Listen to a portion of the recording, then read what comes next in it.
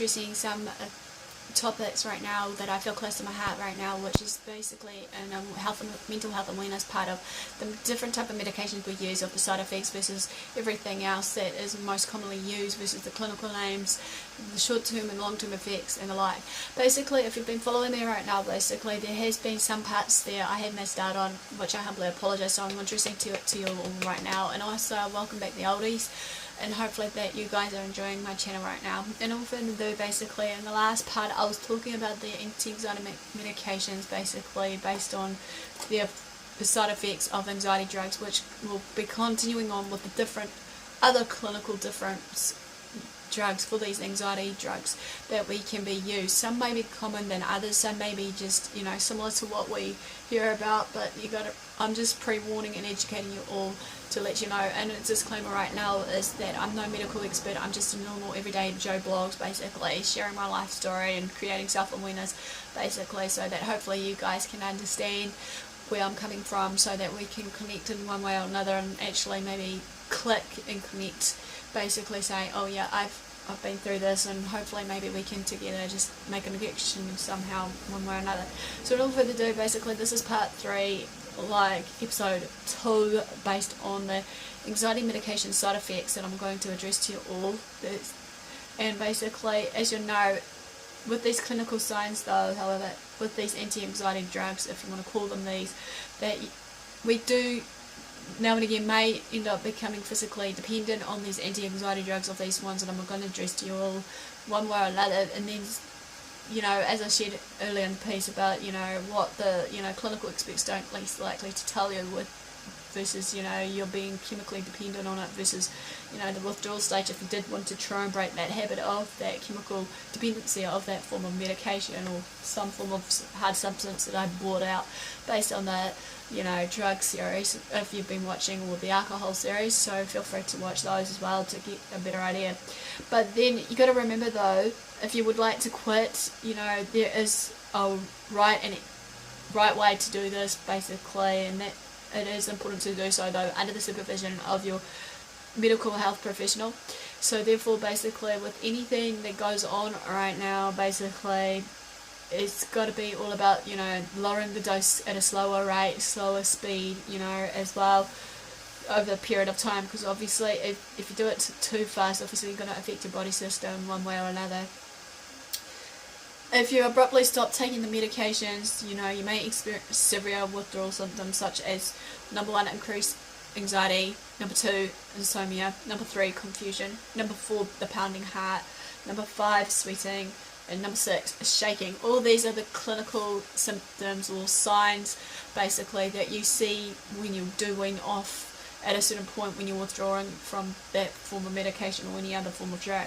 But sometimes gradually tapering off the drug will help minimise the withdrawal reaction that we suffer from of those classic symptoms and signs that I've just sharing with you all. However, if you're taking anti-anxiety medication for a few months, you may still experience, however, some withdrawal symptoms. Basically, that's just normal everyday common sense, obviously, even though, you know, we need to counterbalance what is right and wrong for us in the way of, you know, managing it in the right way, even though, like I said before, many times before, shall I say, that basically there's no magic cure fix through our everyday lives, be it through our depression, anxiety, and that. We just need to look under the underlying problem to why it's happening and how it's happening and everything else, and just to make our life a bit easier and better for ourselves. Basically, also, you know, anxiety, insomnia and depression may last for months after you have quit though. Basically, it does take guts to make that final call or final decision for us to actually say, yes, I want to, you know, quit forever taking these. But these persistent withdrawal symptoms, unfortunately, are frequently mistaken for a return of for the original problem, causing some people to restart the medication, which is not 100%. So you need to actually again address the issue to why it's happening of certain, you know, everyday things that you go through in life, regardless what it may be, that caused you to be, you know, anxious, confused, and all that. Many people tend to just think, you know, medications is the way to go, but in my humble opinion, basically there are other ways to manage and cure and tolerate your levels of anxiety, depression and the like. So I've shared my side of it, and yeah, you know, it's my opinion, and yeah, feel free to comment below maybe how you feel about it. Anyway, basically, I want to address to the other medications in anxiety right now, because there are main safety concerns linked into basically these anti-anxiety drugs that you hear about day in day out for treating anxiety, however, which has gained its popularity, you know, in certain retrospects in many years, you know, lately. And the alternatives to the anti-anxiety tranquilizers will include the antidepressants, buspirone, and beta blockers. So, as I said before, with the antidepressant medications for anxiety, many medications are actually is approved for treatment of depression have been found to relieve symptoms of anxiety. These will include certain selective serotonin reuptake inhibitors, or the SSRIs if you want to abbreviate it down to, as well as tricyclic antidepressants I should say, which is TCAs, and basically monoamine oxidase inhibitors, or MAOIs, again abbreviated down, and then your atypical antidepressants. However, the antidepressants are often preferred over the traditional anti-anxiety drugs because the risk for dependence and abuse, drug use and abuse on these form of antidepressants basically is really smaller in range compared to certain other antidepressant drugs that is used. But you got to bear in mind though, these ones will last up to 4 to 6 weeks to begin relieving the symptoms of anxiety, however, so they can't be taken as needed. For example, antidepressants wouldn't help at all if you waited until you were having a panic attack to take them, as a classic example to basically address to you all. The use is limited to chronic anxiety problems that are, you know, needed or required to do ongoing treatment of these anxieties. The antidepressants mostly prescribed for anxiety are the SSRIs, as I'm going to shorten it down to, such as Prozac, Zoloft, Lexapro, and Celexa. These work by regulating serotonin levels in the brain to elevate the mood. So obviously the serotonin is like a chemical or hormone that is released in the brain basically for, you know, our moods, to keep it happy and whatnot, based on our feelings and whatnot.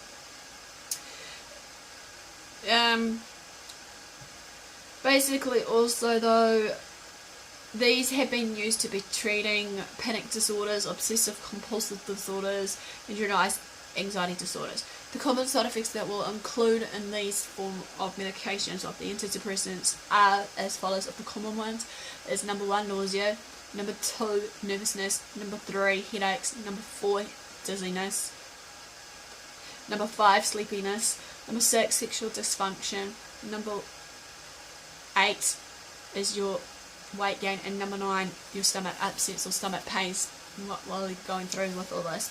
Although physical dependence is not as quick to develop with antidepressants, withdrawal can still be an issue. If discontinued use too quickly, as I shared, antidepressant withdrawal can trigger certain symptoms such as extreme depression and fatigue, irritability, anxiety, flu-like symptoms, and insomnia.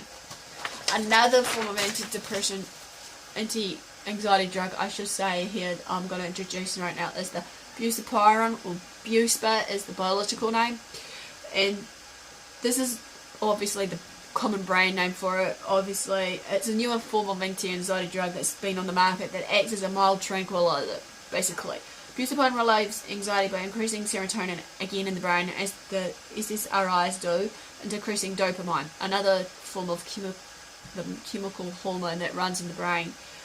Basically, compared to traditional anti-anxiety medications, however, like Xanax, buspirone is slower acting. It takes about 2 weeks to start working on the anxiety. However, it has several advantages of the older anti-anxiety drugs that you may have been using. It's not as sedating though, however. It doesn't impair memory and coordination, so that's the good news of it. It's not very addictive as well. Again, another sort of good news.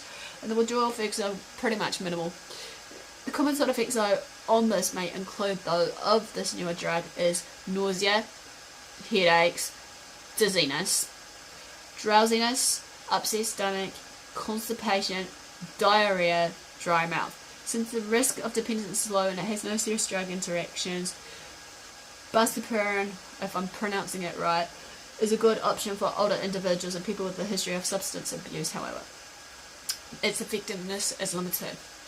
It works for generalized anxiety disorders, but doesn't seem to help with any other types of anxiety disorders. Last but not least, of the anti-medications, anxiety medications and its side effects are basically the beta blockers medication. These are the type of medication that is used to be used for high blood pressure, heart problems, and blocking out certain busyness of the activity in the brain. Certain beta blockers do. However, beta blockers are prescribed off the label for anxiety. Beta blockers work by blocking off the effects of norepinephrine, a stress hormone, which is basically involved in the fight or flight response. Okay? And obviously with that fight and flight response, as well as the fright, which is the third part of it, fight, flight, fright response, basically, as we know, it's a mixture of the adrenaline rushing around as well that causes the anxiety and all this involved. This helps control the physical symptoms of anxiety, such as rapid heart rate, a trembling voice, sweating, dizziness, and shaky hands. Because beta blockers don't affect the emotional symptoms of anxiety, however, such as worry, they are most helpful for phobias, particularly social phobias and performance anxiety. So imagine if you are anticipating a specific anxiety producing situation, such as giving a speech to your former business colleagues or your friends, at school while you're doing it in English. Taking a beta blocker in advance can help reduce those nerves, of you being nervous and all these other classic symptoms that I've shared with you all on this. Beta blockers include drugs such as propranolol or Inderal, and atenolol, which is the atenomorphin. The common side effects of this bit is, last but not least, is your lightheadedness, sleepiness, nausea, and unusually slow pulse rate. Well, basically that is basically the series of part 3, episode 2 of basically the anxiety medications, or anti-drug medications, of the side effects with it, of the ones to, educate with you.